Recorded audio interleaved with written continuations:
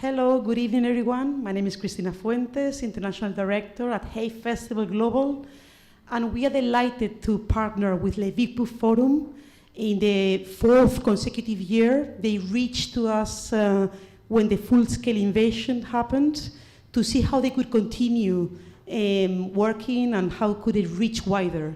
So we decided 4 years ago to co-curate a series of events to bridge Ukrainian writers with the rest of the world in these difficult times. We want to share the stories, their talent, as cultural solidarity, and as well as a way to draw a spotlight in the need of storytelling during war. And we have taken writers to Ukraine these 4 years, invited a lot of digital international writers to join the conversations, and we have as well promoted Ukrainian writers across our festivals around the world. And so this weekend, today is the launch, and this weekend we will have authors like Bernadette Evaristo, Colm Tolbian, Stephen Fry, joining online to talk to Ukrainian writers that will be in Lviv. Everything will be streamed. Writers like, Olga Tokarczuk will join as well.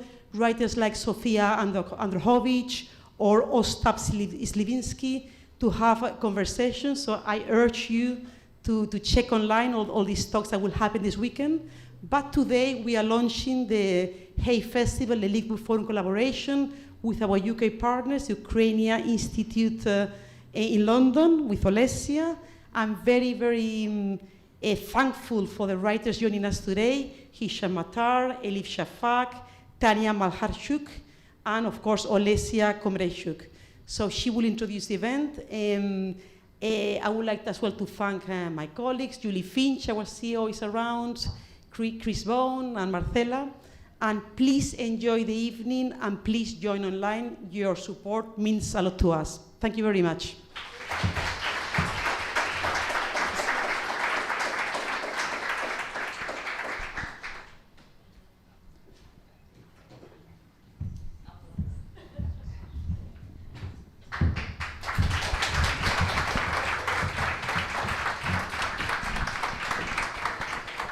Good evening. My name is Olesya Khromeychuk. I'm a historian, writer, and director of the Ukrainian Institute London. It's an absolute honor to share this very important discussion, which is part of Lviv BookForum 2025, organized by Hay Festival Global and co-organized by Ukrainian Institute London. Before I introduce our fantastic panel, I want to draw your attention to little bookmarks that you have on your seats. And if you don't have one, we'll give you one later on. Because Ukrainian Institute London publishes London Ukrainian Review, and today we're also launching a new issue of London Ukrainian Review. And this issue is, the theme of this issue is culture as security. So very relevant to the topics we'll be discussing tonight and relevant to the theme of the festival as well. Please scan the QR code when you have a moment to take a look at the issue. And for those of you watching us online, you can go to londonyukrainianreview.org and read the text there. The texts cover broad themes related to culture security, what happens when creatives have to put their pens down and pick up their weapons in order to protect their basic freedoms, how to confront propaganda. There's a text that looks at keys as symbols for displaced community, including Crimean Tatars and Palestinians, symbols of resistance and home, but also of displacement. There's also a piece about the dangers of looking at imperial cultures not critically. And I think we know which imperial culture we mean here. Let's not name it. Classical music in geopolitics, and also Ukrainian poetry in the English translation. So it's truly a rich issue. Please take a moment to have a look at it. Right, and on to our fantastic panel. I can speak at length about each one of them, but I shall not. I'll give very brief introductions so we could delve into the questions and then open the floor to a discussion with you guys. We've got Elif Shafak, who's an award-winning British-Turkish novelist whose work has been translated into 58 languages. She's the author of 20 books, 13 of which are novels.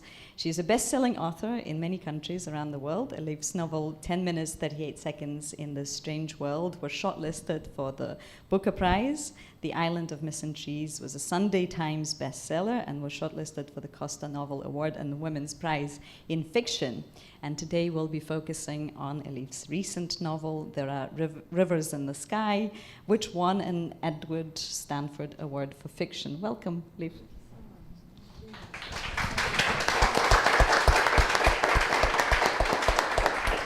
Also joined by Hisham Matar, who was born in New York to Libyan parents, spent his childhood in Tripoli and Cairo. This identity crisis is a bit of a theme, I think, on the panel today. I think each one of us is an embodiment of it, and has lived most of his life in London. His work has been translated into over 30 languages. His memoir, The Return, received Pulitzer Prize in 2017. He's the author of In the Country of Men, shortlisted for the Booker Prize, Anatomy of a Disappearance, and A Month in Siena. And tonight we'll be discussing mostly Hisham's most recent novel, My Friends, which won the Orwell Prize for Political Fiction in 2024 and was longlisted for the Booker Prize and nominated for the National Book Award. Welcome, Hisham.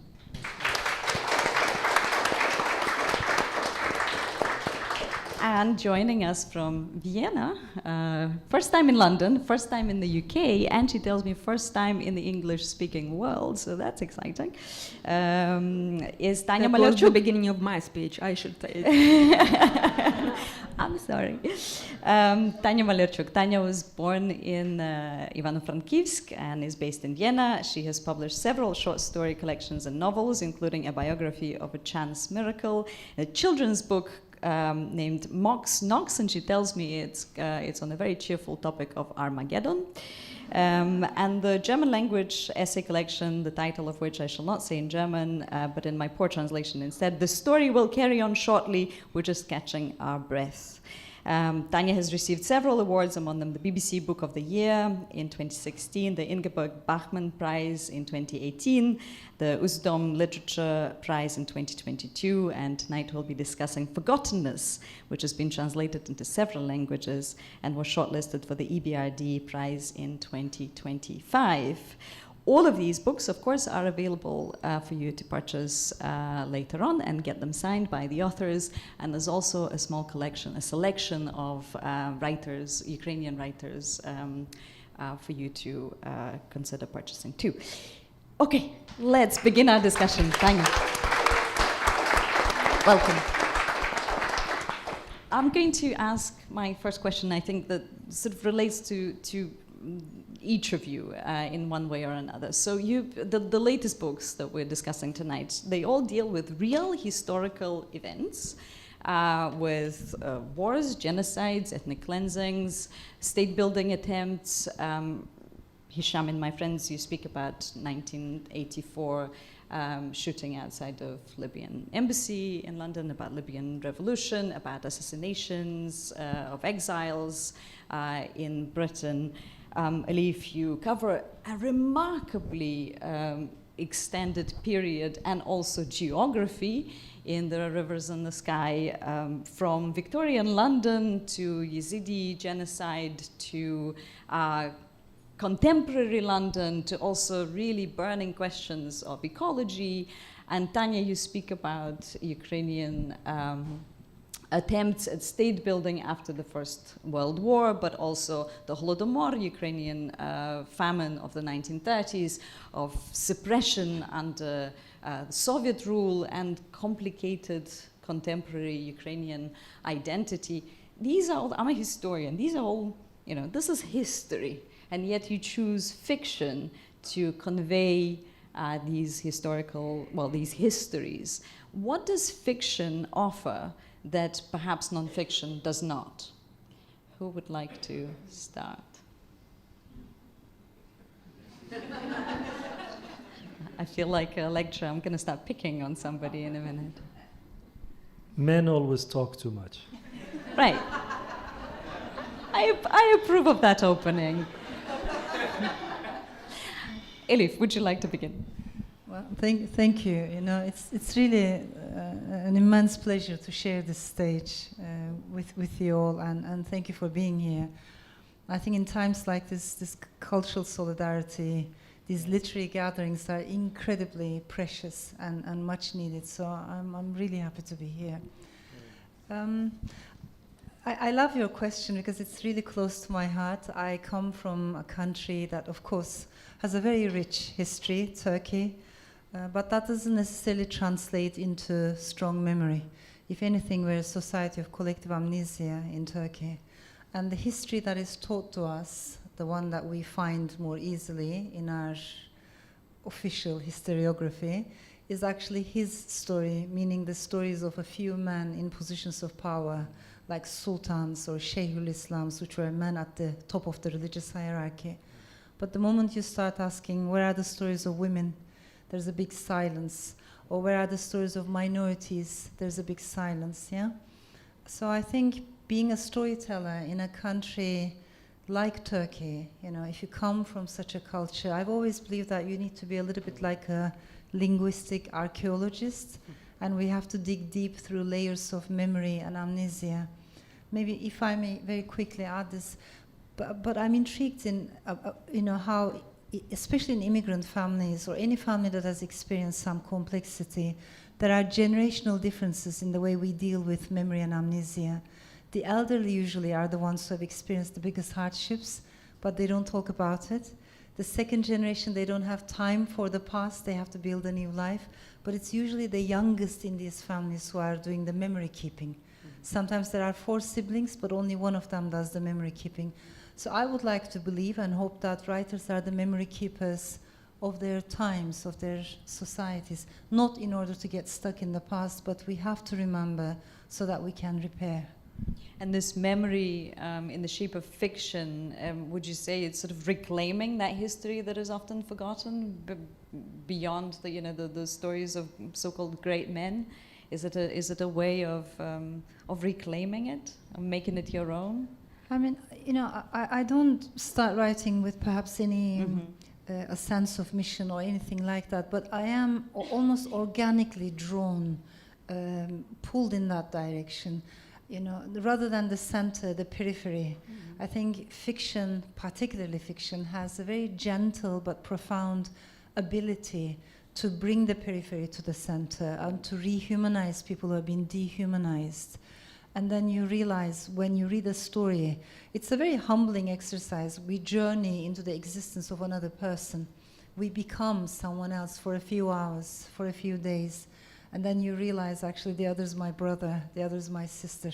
So it really dismantles dualities. But this is organic. This happens, I think it's intrinsic to the art of storytelling rather than something we plan in our heads as writers. Absolutely. Tanja, why fiction? Good evening. So as Olesya said, I have never been in English-speaking surrounding, and my English is very bad. And no, it's not. And but my friend of mine says always, I don't care about my English anymore. So it's when I don't know the word, I will say thing, because I think with this beautiful word you can explain everything. Why fiction? Actually, I never thought to write something non-fiction, because I worked a lot as a journalist. And it was enough for me to see this brutal reality in Ukraine in 2007 and 2011. And I'm just not able to write something really historical, because I want to invent something. I need to create some words and people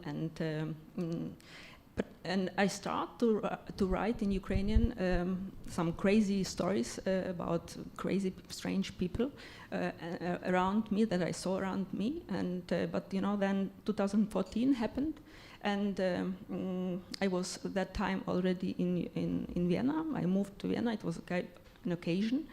And then I understood that. Then I started to think about history and about the history of Ukraine and about the 20th century of Ukraine. And I understand if you are not interested in history, then history will interested in you. and in very crucial and brutal way. And so I had to write this book. This novel actually is is old one. 2016 I finished it, and it was a way to explain this 20th century from myself, for me first of all, and what does it mean to be an Ukrainian and what is the legacy of Ukrainians that we have, and this need to write about all this traumata that happened in all of Ukrainians have. I think this traumata, every generation of Ukrainians had some big traumata, actually through Russia, but okay. And I remember 2004, I was really young writer, and my first interview, and the first question was of old woman, and she said to me, Tanja, why you don't write about famine? And famine, as Olesya said, it's a man-made hunger in Ukraine, 1933, and it was killed more than 4 million. Something like 4 million people. We will never count it. And my grandmother lost her family and was orphan then all her life. And so then I tried to write about. Actually, I tried to write about famine for 3 years, I think, and it's not possible. Because so now I come just quickly to the end of why not fiction and fiction. Something as I understood that fiction is like a game, like an entertainment. There are topics that that it's not possible to write about them. It's not possible to write about famine in Ukraine. You cannot imagine the death through starving, through hunger. You cannot imagine how people change to animals, because they don't have anything to eat. How you will write it down? How you will write down a history of genocide in Rwanda? Now I am reading a beautiful reportage book about it, and then I understood it's not possible to write something like that, because it's only one thing you understand from this book and from this what happened in Rwanda, that everybody in the world are able to make not a suicide. Murder, perpetrate murder. Yes, we are, all of us, we are able to do that. And now, how you will write a novel about this war that happened in Ukraine now? I will never write a novel, never will write a fiction about this war. I know there will be some tries, but I think this reality is so brutal and cruel that it's not possible to put there some emotions. Fiction, it's a mixture of facts and emotions for me, and you cannot put this emotion because you will not.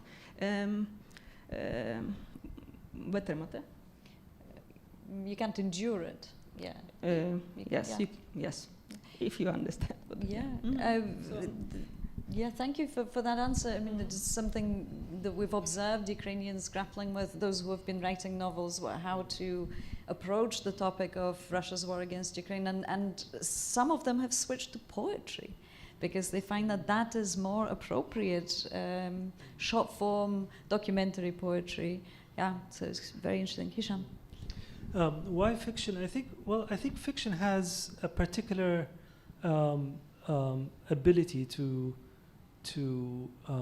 attend to things with a sense of patience and depth that isn't possible, I think, in other genres, and it isn't possible to do quickly. So one of the ways that I think the present impresses itself on fiction is a bit like analog photography, that it's in the negative and it needs to develop. That's why it needs time.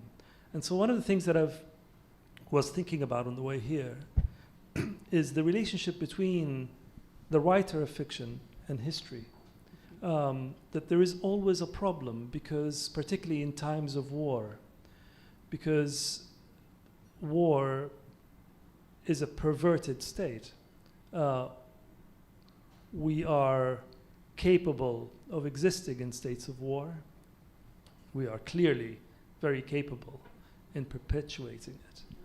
But it is nonetheless a perverted state. And because it's a perverted state, it accentuates everything. It can, in other words, hypnotize us into thinking that we are really seeing the true nature of humanity. That is, the truth of the human heart is it is dark and bloody, right? But similarly also, similar comprehensive states, I don't know, when you fall in love, really fall in love, and you think, no, actually, the true face of humanity is love and selflessness and compassion.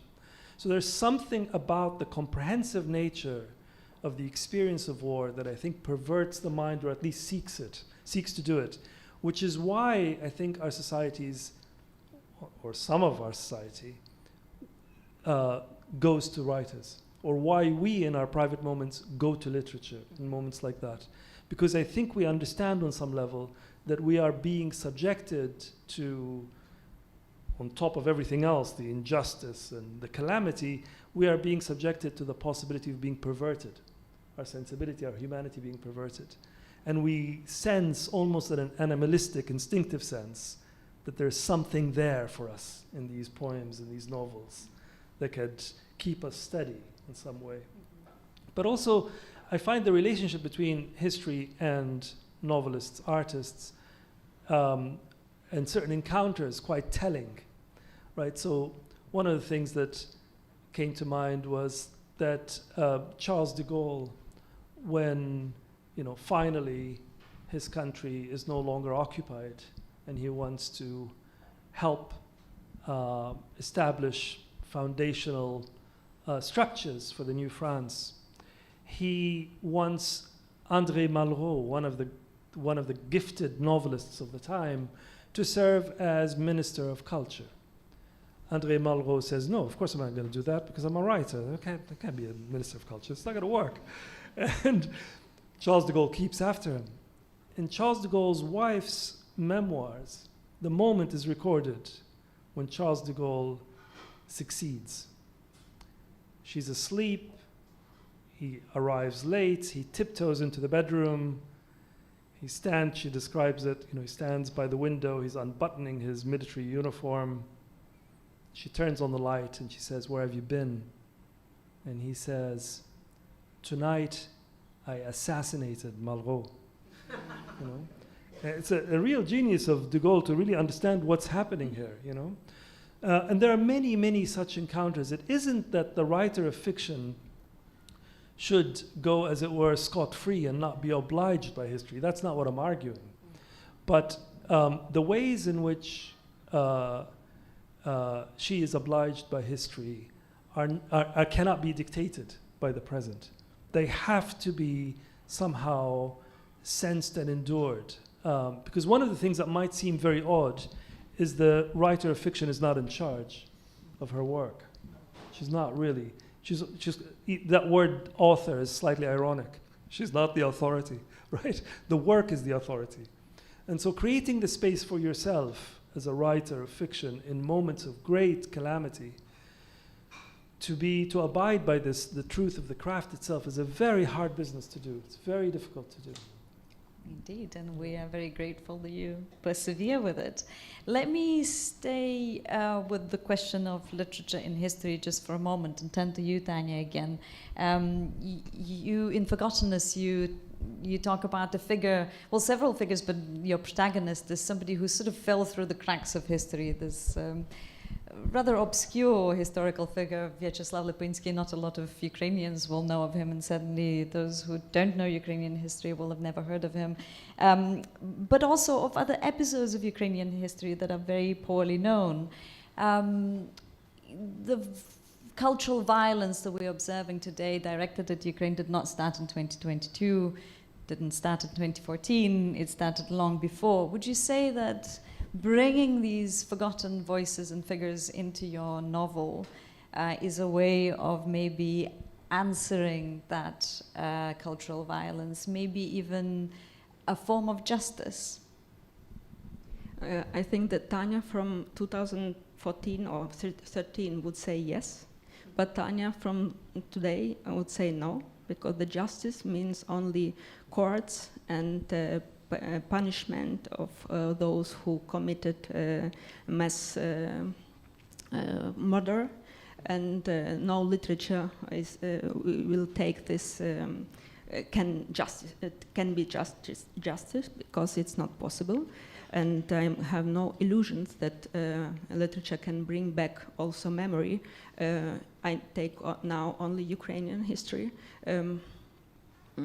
because it was so much killed in Ukraine, so much life was killed in Ukraine, and also people who could remember the dead, they were also killed. So we don't even know what happened in some territories of Ukraine, and there is no testaments, nothing. Yeah, and so which we cannot write about novels, you know. So this is, but maybe if I would be not so negative today, because I'm the pessimistic part of the stage, I would say that fiction gives just the space for humanity and just space of human being, and because all these cruel things as wars and war, for example, they try to eliminate human beings as such, and in a fiction we can give those people we never met them voices, and their lives. We can imagine that, we can go through these emotions and to face this experience. Maybe it's a collective psychotherapy, I don't know, but it's nothing about justice. It's sorry, but it's just about our feelings now, and it's also about future. Maybe that it will not happen again, but we know now that it's happened and happened and happened again because this evil was not punished, and the not punished evil will come back and kill you again. So maybe I'm far away from literature now, sorry.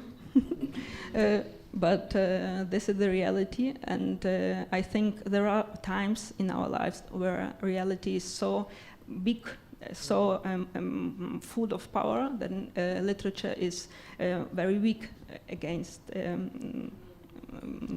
this thing. So this is like that. But it's very nice to think about literature and what can fiction and literature do, and also for us, for individuality. So I think literature is very important for each of us when we take us separately. But it's very hard to think about literature if you think about communities, and if you think about your friends on front in Ukraine and of those who already were been killed. So then you lose this connection to literature. But literature makes us human beings. Yeah. Indeed, yeah. Thank you for that honest answer. Elif, may I turn to you and follow up on something that you already mentioned in your first answer, that you're drawn to marginal voices and stories of marginalized groups, those that are not usually at the center of our attention. And I'd particularly like to focus on women's voices in There Are Rivers in the Sky. I mean, it was a joy for me to read it, partly because of these fantastic, compelling female characters.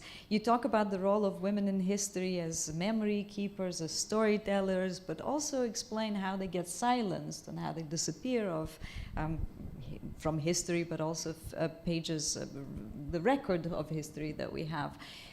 Tell us a little bit about the process of researching these stories. I suspect that you had to do an awful lot of detailed research to make them so compelling, to make them so rich. Yeah, I really appreciate. To be honest, the research for this book has been quite interdisciplinary and a little bit insane, you know, because I couldn't stop. And as Hisham said, it's the story that guides us. It's not like we're in charge of it. But the challenge is, in addition to written culture, I think I had to look also very closely at oral culture, particularly when it comes to the Yazidi minorities, because we're talking about a very vulnerable community which doesn't have a written book, like a holy book, in which memory is transferred via folk tales and lullabies and riddles. And as I was listening to Tanja, I mean, your words are so powerful, really so precious.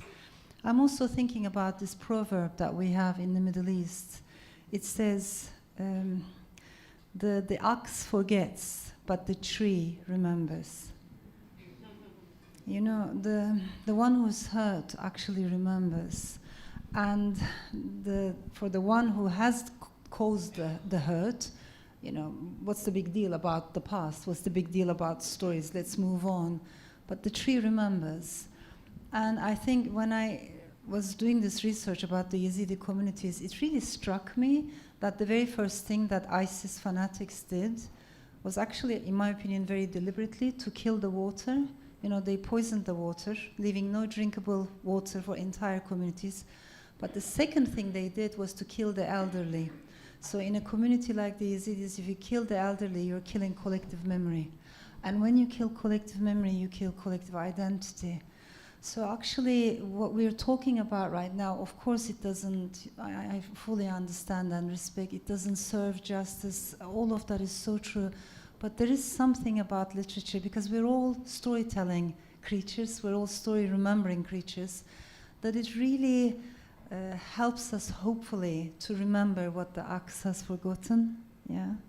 And I think there's a value in that. But for that, to get there, I think we have to pay more attention to silences, oral culture, maybe the things that have been deliberately erased, as well as interdisciplinary research. Absolutely. I can't resist the temptation to ask you to tell us a little bit more about researching water. You speak so beautifully about it. I've learned so much. I suspect I might have forgotten half of it because it's very detailed and very scientific. Tell us a little bit how water guided you through this book. Yeah, I really love interdisciplinary conversations. I don't think we have enough of those. I believe the mind is always more nourished when we novelists, you know, go into neuroscience or water science. We don't know anything about these fields, but we become students of those fields. Or when a scientist falls in love with poetry, when a poet becomes interested in film theory, or when a director is drawn to political philosophy. The moment we leave our comfort zones, I think the mind is more nourished. So water science has been an amazing journey for me. But what is interesting is we take it for granted. It's still the biggest mystery in our lives, water. And of course, in many ways, when we talk about climate crisis today, we're primarily talking about the story of water. So I wanted to focus on not only, I didn't want to take even a drop of water for granted, but also I wanted to focus on invisible rivers, like, of course, atmospheric rivers. Those are the biggest ones in our planet, but the ones that are buried under our feet. And for me, this was also an important metaphor, in a way, like saying what else is buried in our cultures.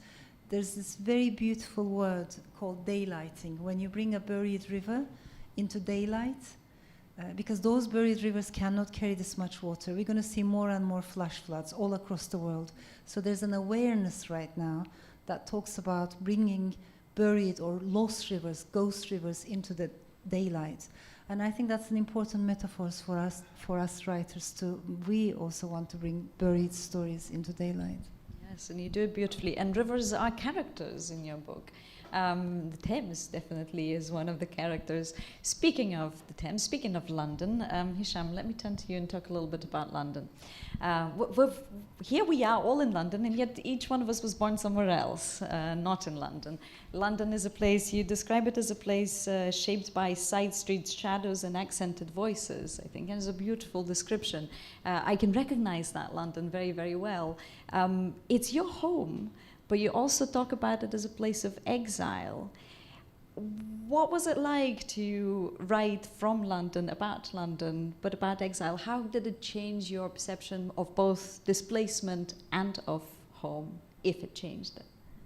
I mean, on some level, you know, I think I really do believe in the myth of Babel.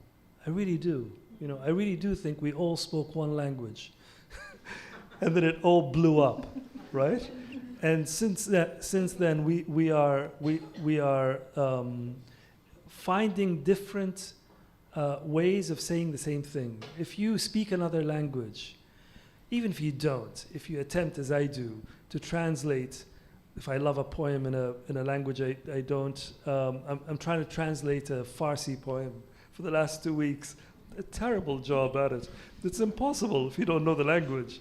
You're just working with dictionaries, and the word means one thing in the dictionary, but you don't know the setting of it. But it doesn't take a lot of trying this for you to see that what a language is a philosophy. It's a mode of thinking about the world. It's a way of interpreting something that we all collectively share. And the fact that even if we do speak the same language, that in that, when I'm now saying something to you that exists within me, and I'm trying to find the right words to convey it to you, and then it arrives in these words, and you are translating these words to try to find out what is it I really mean.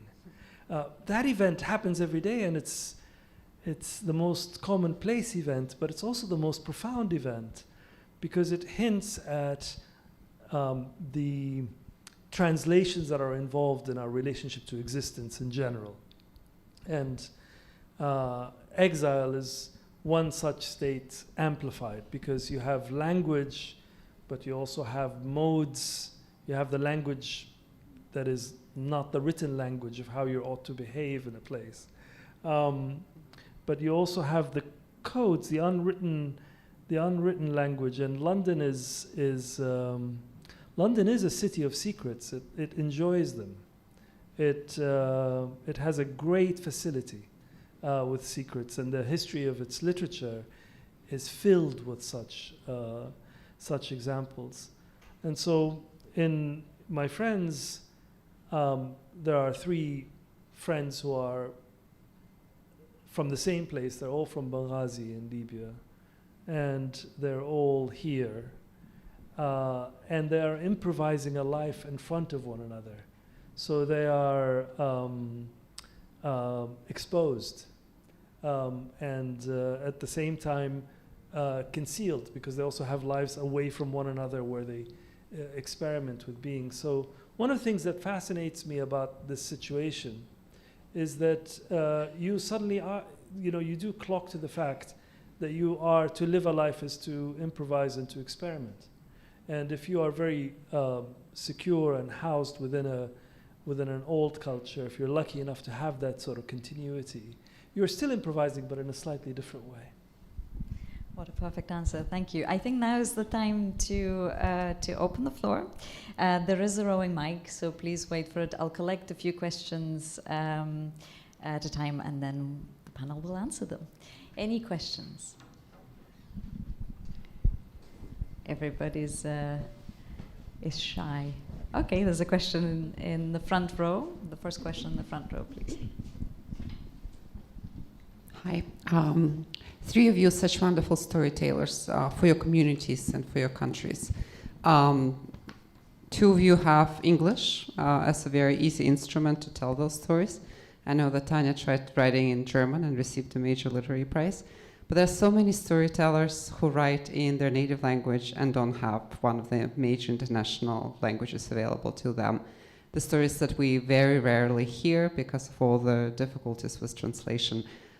What do we do to equalize it, to make sure that the stories we hear are actually coming sort of from the people that not only know the language, but also kind of don't have that privilege of speaking in another language that everybody understands? Yeah, perfect question. Any other questions? We'll collect a few. Yes, sir, right at the back. The tall table at the back. Thank you very much. I'm wondering about your opinion on journaling. If we're talking about atrocities that humanity has faced, then what is your feeling, for instance, about the Anne Frank diaries, which is really a primary document, not only historically, but also from a legal standpoint? What do you think about something like that? Brilliant. Why don't we... Oh, there's a question immediately next to... Thank you very much. My question is about the younger generation the TikTok generation, where they don't have an attention span of more than 7 seconds. How do you think these longer, more complex stories will translate to that generation? Fantastic questions. Who would like to begin? I can recap quickly. So the first one was about language and the use of dominant languages. How do we ensure that we incorporate those who don't use them? Then journaling and diaries, and how do we keep young audiences engaged in something that's longer than a TikTok video? Hisham, you can begin this time.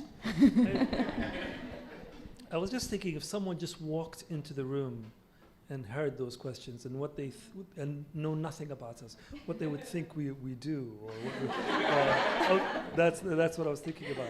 Engineering. But I suppose if I go with the most with the provocative question about TikTok, because of course, it's not only young people, a lot of adults. I'm shocked by the fact that my mother is on TikTok, for example. It's causing me some great anxiety. But does she read your books? But she does. She does. But I think, I mean, this is obviously a virus that is affecting all generations, is what I mean. This question of distraction, which I think is connected to the absence of a vision for the future. I don't think we've ever lived in a time when we don't have a shared vision for the future. We are flummoxed, and distraction is a really great drug. Not an effective drug, but it's a drug again, towards that. But I would say actually, I'm really, I know a lot of young people who read. I don't recognize that impression. I'm sure that exists, but literature has always been a minority sport. There hasn't been a time ever in history where people didn't say, "Oh, people aren't reading."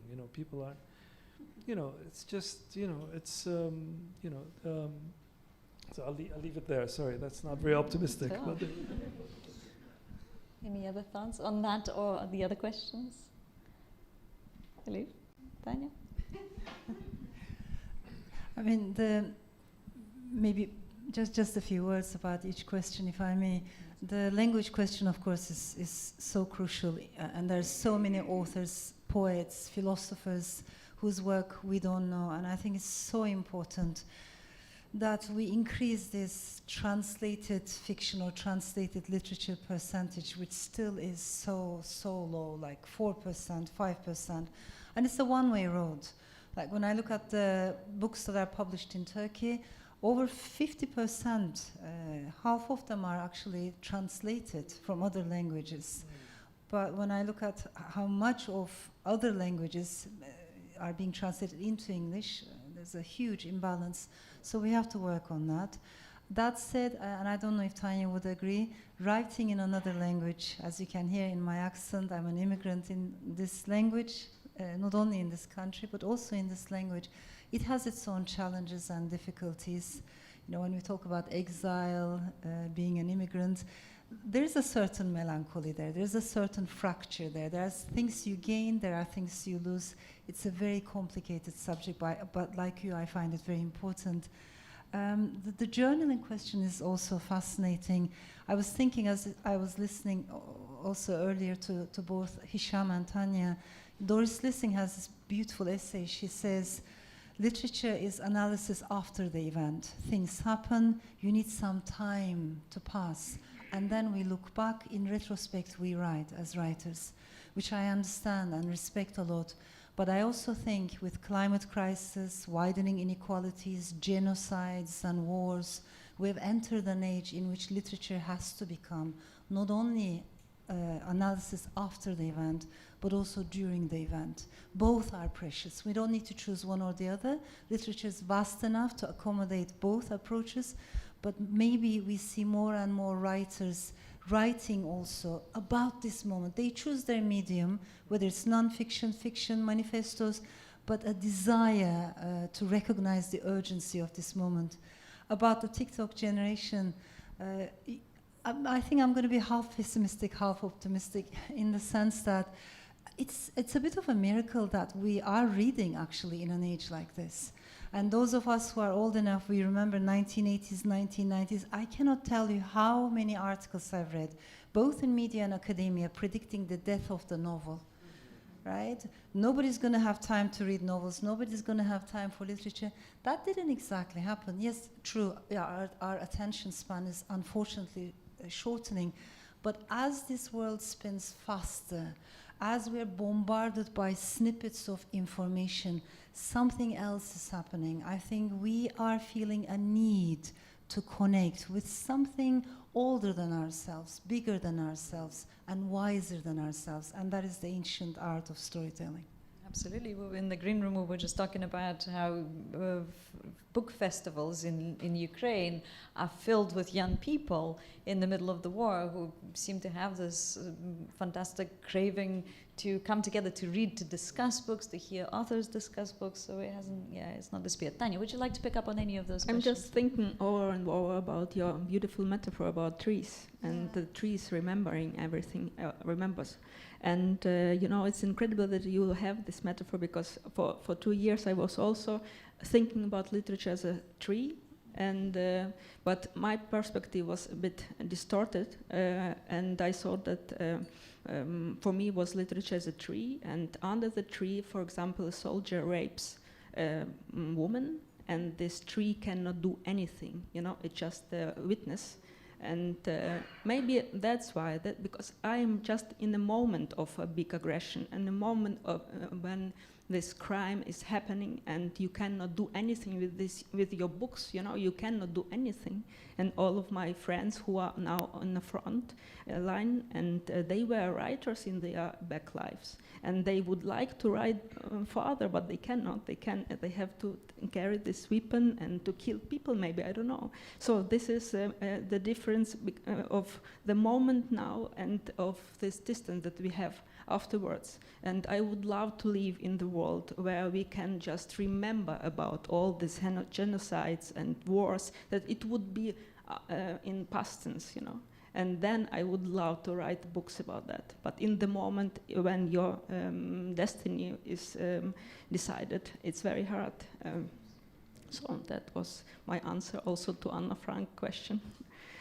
Because I would love that she would never write this book, and she would live her life. Fantastic. Thank you for those questions, for those answers. We have time for another round. So there's a gentleman here and behind. And 3. There you go. I will try and guess. I think sometimes when we talk about memory and forgetting, we think about it in very binary terms, that memory is good and forgetting is bad. And there may be ways where there are really powerful use cases for forgetting and really, really like bad cases for memory. And so I wondered if you might want to reflect through your work, because it's prevalent in all of your works, about whether in fact it's a more interesting conversation about the art of the right kind of forgetting and the right kind of memory, and how we might teach ourselves how to do the right forms of both. Absolutely. And right behind the gentleman.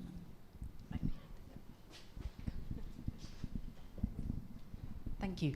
I hope it's okay to talk about this. Writers communicating emotional pain.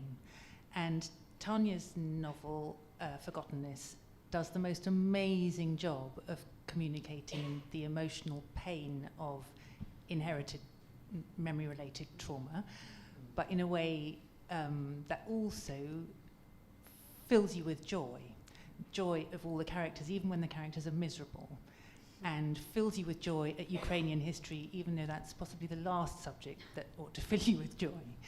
And can you say something about the really important, I think, role of the literary writer in communicating emotional pain in a way that we can access as readers? And I think that's really pro-social and very important. Something about that would be wonderful. Yeah? Okay, yeah. Well, there was a question, I thought, somewhere on that side. Not yet. Okay. Perfect, and we'll come back to you, Christina.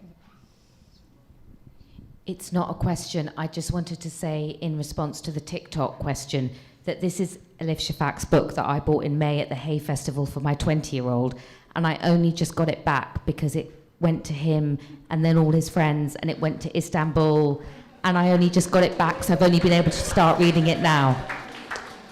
And you can see how covered in coffee it is from cafes in Istanbul, because that's where they went, because they were so inspired. Not surprising at all. Perhaps we'll take Christina's question as well. Oh yeah, okay, yeah. Yeah, go ahead. No, very quickly, something you said, Hisham, about, we wanted to be distracted because we don't have a vision for the future. I mean, I think at the moment we have got all a lack of vision for the future. Like for the first generation, it's like the only thing we can see a bit is dystopia, is whether, I wouldn't call responsibility, but where the arts or writers have got a responsibility of imagining a future, to change the world first. We need to collectively imagine something else, whether you feel there is a certain responsibility in imagining. Right, and one last question, and I think we'll then have the round of answers. Thank you for a great session. You've had a lot of questions, so I don't mind if you don't answer these. Which authors or stories have made the greatest impression on you? Fantastic. And which stories or ideas have you encountered this calendar year that give you hope for the future? Okay, fantastic. Would you like me to recap them? So memory versus forgetting, not a binary relationship necessarily.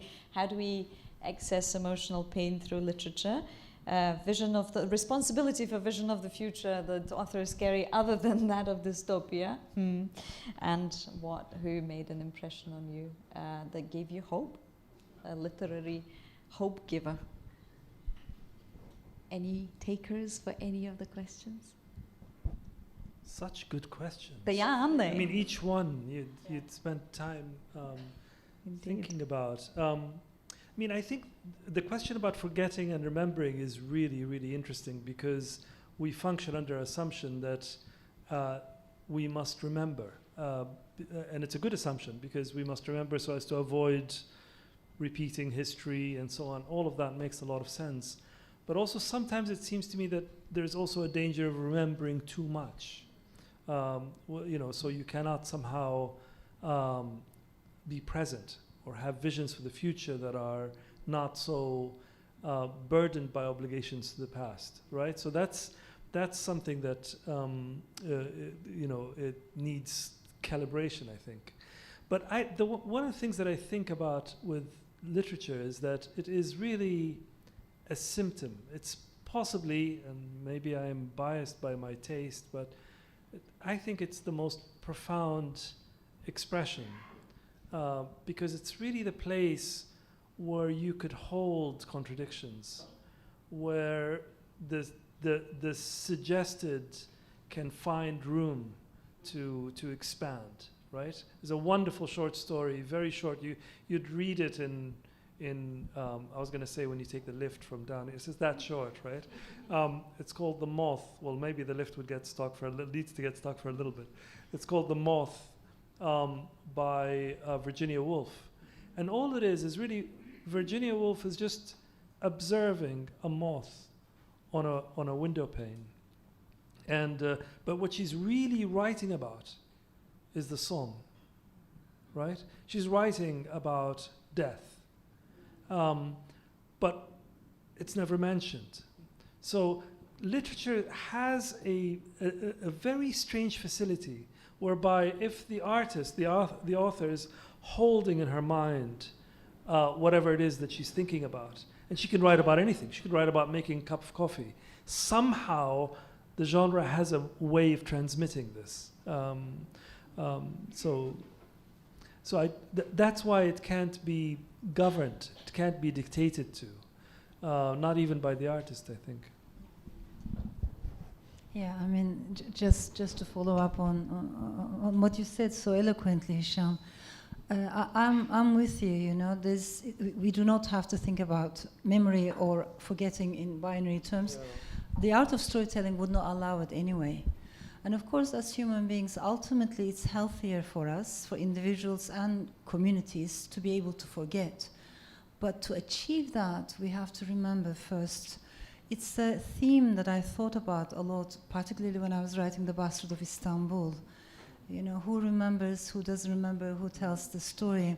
And I think when you live in a city like Istanbul, maybe you observe how life mixes everything all the time. I mean, Istanbul is not a city that says, okay, this is the neighborhood of the East, this is the neighborhood of the West, or this is the moment of sorrow, this is the moment of humor. What it does is it mixes everything in the wildest way possible, so that when you come across a funny moment in the city, underneath there's such sadness, or vice versa, you know, a very sorrowful moment, but there's an element of absurd in it, and you can't help but at the same time laugh, but you feel bad about that. If I may crystallize that, as you know, this year many things happened in Turkey, and we've seen a crackdown on individual rights. So there have been many jokes, for instance. The humor that has been circulating has been immense and so deep and so sharp in the middle of that sadness and sorrow. And one of the jokes that was being circulated was, as you know, so many journalists have been arrested and jailed, many people. So this journalist is put in prison, and in prison he wants to be able to read a book. So he asks the guards, you know, do you have this book? I want to be able to read a novel. And the guard says, well, we don't have that novel, but we have the writer here. So I'm reading this, and you know, half of your face smiles, another half feels sad. That is the mixture of feelings that it leaves you with. And I think the beauty or the power of literature is you can grasp that complexity. There's room for pluralism, there's room for nuance, unlike on social media, unlike our polarized lives. If I may add one thing, because Tanya's words really are so powerful, I think she gave us so much food for thought.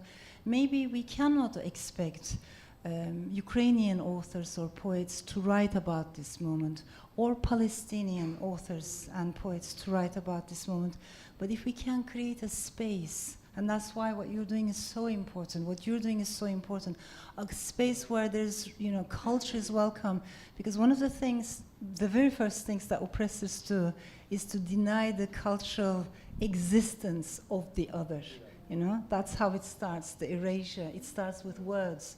Before genocides come words, right? Denigration in words. So if we can create a space where there is equality, where there is dignity, where there's peace and remembering, I think there's some value in that. You know, rather than expecting authors to document this moment, can we, maybe a little bit of responsibility for all of us, can we hold these spaces in an inclusive and egalitarian way? I think it's important. Absolutely, a space for solidarity as well. Tanja, yes. Ukrainian writers do write now, but they don't write fiction. More what they write, it's a reportage, you know, this non-fiction, actually, essays about the moment, what they witnessed, so what they faced to. So it's a lot of new books now, as you mentioned, in Ukraine. So it's just about the form, about it's also ethical question, how you take this moment now of this big aggression and just invent something, you know, just put fictional names or fictional people. You cannot do it. I think it's an ethical thing now.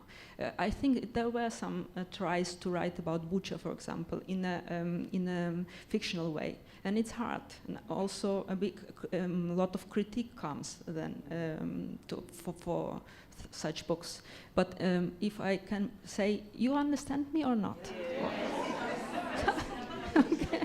Because I think my English is so bad. So about forgetting and about remembering, it's very important. I think to forget it's just psychology.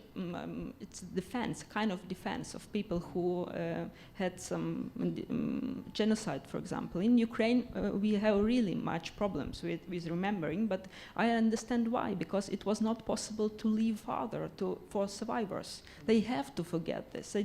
And then, only then, you can live further on this earth where so many bones inside, and you don't know even whom they belong. And only in third generation, I think, and my generation started to work with these hard topics from the past tense because of this distance that we had. Yes, and because this big emotions, it's a healing of trauma. It's a way to heal the trauma. So now it's an answer to your question about pain. Yes, literature heals past traumatas. But for me, it's a question now what to do with this moment. And poetry do work good with this moment, but to tell stories about this moment is very hard. For example, a story, how you will write a story about a man who was 3 years in a prison in Russia, and he came out, and he told in one interview, and I thought, God, you have to, it's just, how to say, you can write about this because it's so incredible, but it's also impossible to write. He ate a mouse in the prison, and he told about that, how he was catching this mouse many days. It was him and the mouse in this prison, and he understood if he will not eat this mouse, he will die, because he got no meal many days. And so this is is it possible to write about this? I don't know. And or for example, second, just recently I was in Ukraine, and you know this war take my neighbors. In 2017 died my neighbor Andriy. He was 25. Then 2023, the other one neighbor who also Andriy called, he was killed on the front. And now my mother said to me, you know, Mekon was mobilized, yeah, or how to say it correct? Mobilized, yeah. Mobilized, yes. And I was really surprised because he was looking for cows all his life. He is 52, and he's now in the army. And I was looking for cows as well. I'm old enough. I saw live cows, and we were together all the time. We were playing cards and talking about history. And then I left, and then I lived my life. And he was always in this village, and he was looking for cows, for his cows. He had 3 of them, and now he's in army, and cows were sold on the second day because his old mother would never do it herself. So this is also a beginning of the novel, but I don't want to know the end of this. No. Wow, what a place, I think, for us to pause. And I say pause because I can imagine that this conversation will continue both tonight as you get your books signed and as you get a drink and talk to our authors, but also I think as we leave this space we'll continue thinking about it. And the space, Elif, that you described so beautifully, space that we hold for each other where loss, grief, trauma can be talked about safely, and in that safety we can maybe begin to look for healing and hope and maybe even rays of joy. So it's it's with great thanks that I would like to mention the Conduit Club for allowing us this physical space to conduct this discussion, Hay Festival Global, Lviv BookForum, and my lovely colleagues from the Ukrainian Institute London for making all of this happen, and for all of you showing up tonight to hear our wonderful panel. Please join me in thanking Elif Shafak, Hisham Matar, and Tanja Maljartschuk.